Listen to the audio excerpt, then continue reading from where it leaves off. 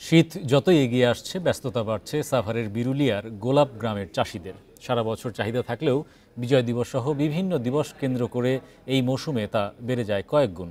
শাহবাগ সহ দেশের নানা প্রান্তে পৌঁছে যাবে এখানকার গোলাপ।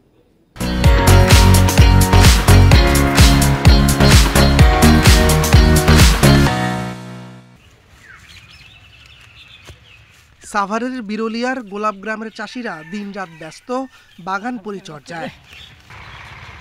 16 ডিসেম্বর বিজয় দিবস, এরপর একে একে ইংরেজি নববর্ষ, বিশ্ব ভালোবাসা দিবস আর আন্তর্জাতিক মাতৃভাষা দিবস। এসব দিবস ঘিরে ফুলের চাহিদা বেড়ে যায় কয়েক গুণ। চাষিরা বলছেন, কিছুদিনের মধ্যেই বাগানগুলো ভরে উঠবে ফুলে ফুলে। গেল বছর রোগবালাই বেশি থাকলেও এবার কম, পাশাপাশি আবহাওয়া ভালো, তাই এই মৌসুমে লাভের আশা করছেন বাগানীরা।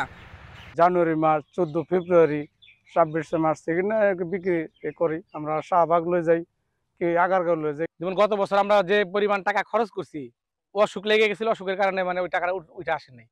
এই বছর আশায় আছি, দেখি আল্লাহ কি করে। এখন পরিচর্যা চলছে। বিরুলিয়ার গোলাপ গ্রামে এবার 230 হেক্টর জমিতে ফুলের চাষ হয়েছে। অতিরিক্ত কুয়াশা ও রোগবালাই থেকে বাগান রক্ষায় বিভিন্ন পরামর্শ দিচ্ছে কৃষি বিভাগ।